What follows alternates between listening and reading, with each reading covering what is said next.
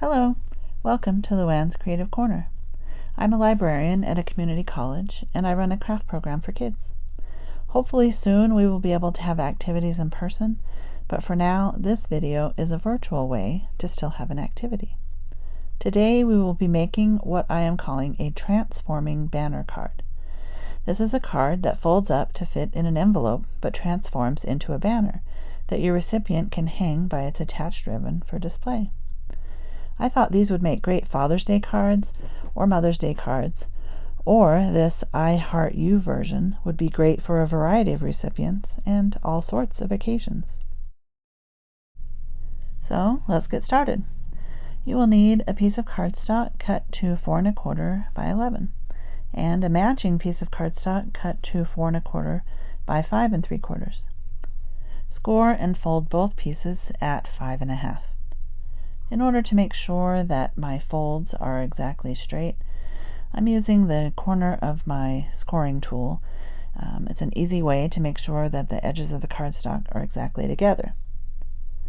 I didn't use the same technique on the second piece since the fold is much smaller. But also because it's a smaller fold, it's important to burnish that fold well. Make sure you get a really good crease. Now add a thin strip of double-sided adhesive along the thin tab you've created. I suggest lining up the edges of both pieces together before removing the release paper. The more accurate you are with this step, the better your banner will look when it's unfolded and displayed. You can either punch a hole in the top 2 corners of your banner now, or wait and do it after you've completed all of your decorating. Punch the holes about a 1/2 inch down from the top edge of the banner. The transforming banner card I'm making here will say Mom. Since not everyone has stamps or pattern paper to use, I thought I'd show how simple it can be to decorate the banner using just some markers. I'm using Sharpie markers and Crayola markers in a variety of colors. I'll do a different pattern for each letter and a border to make each letter stand out. I'll also draw a simple border around the banner. For this M, I drew hearts of different sizes in a variety of colors, some colored in with a solid color. Then I filled in the space between the hearts with small dots of different colors. For the border around the letter, I started by running the marker just around the edge of the cardstock, but when I put the M up against the purple banner, I could see that the border needed to be bolder, so the letter would stand out more. For the second M, I decided to see what a pattern of flowers would look like. I drew a variety of simple flowers around the M using various colors of Sharpie markers. I tried to do a variety of sizes and shapes of flowers, although I kept them all quite simple. I also added leaves to some of the flowers, but not all. Once again, I added small dots between the flowers to fill in the empty spaces. Again, I could see I need to make the border thicker around the edge of the letters. I wasn't happy with this one until I colored in all the flowers and leaves with Crayola markers. But once it was finished, I quite liked it and decided that this should be the top M on my banner. For the O, I decided to keep it really simple. I drew a scallop line around the inside and outside of the letter, and then colored between the edge of the O and the scallop line. Then I filled in the inside of the O with small dots of various colors. I was happy with how it turned out. You can do a lot with just some simple markers and a little bit of time. For the ribbon, cut a piece about 9 inches long. To attach it, push the end through one of the holes from the front side to the back. Make sure the end is lying flat against the cardstock on the back and use a small strip of tape to secure it to the back. Do the same with the other end, making sure your ribbon isn't twisted before you tape it in place. There are 2 choices for covering the ends of the ribbon. You can cover it with a matching piece of cardstock, cut to 1 1/4 or longer if you need, by 4 1/4, or cover it with a layer of cardstock cut to 4 by 5 1/4, which will serve as the front of your card when the banner is folded. Either way works. It just depends how you would like your card to be opened and which part of the back of your banner you would like to use as the front of your card.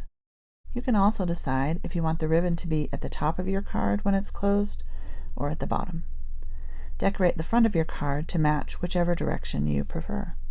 For this card, I decided to decorate with the ribbon at the top. You can decorate the front any way you'd like. Here I'm adding a large heart die cut, and then I chose a sentiment that says, "You make my heart happy," to put in the center of the heart.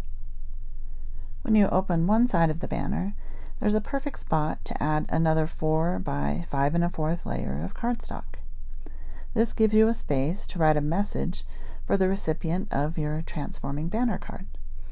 And you can also add more decoration here.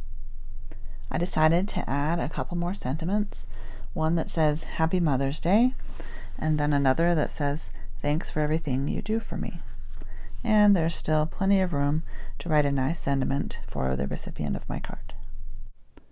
If you haven't already, and if you probably noticed I haven't, it's time to glue the letters to your banner.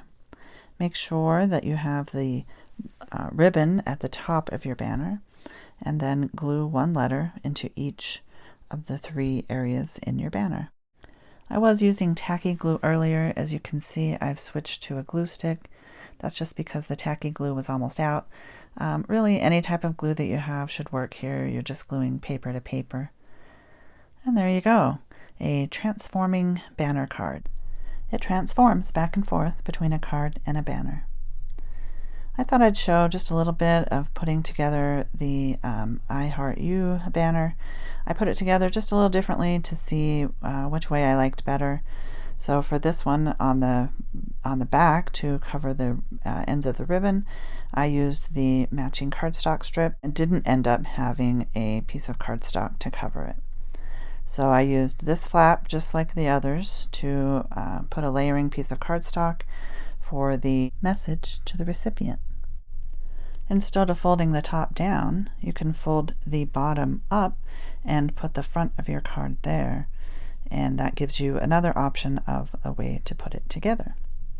It's not a huge difference, but another way to do it. And it gives me a chance to show you another way to also decorate the front of your card using just some markers, some small die-cut hearts, and a few sentiments.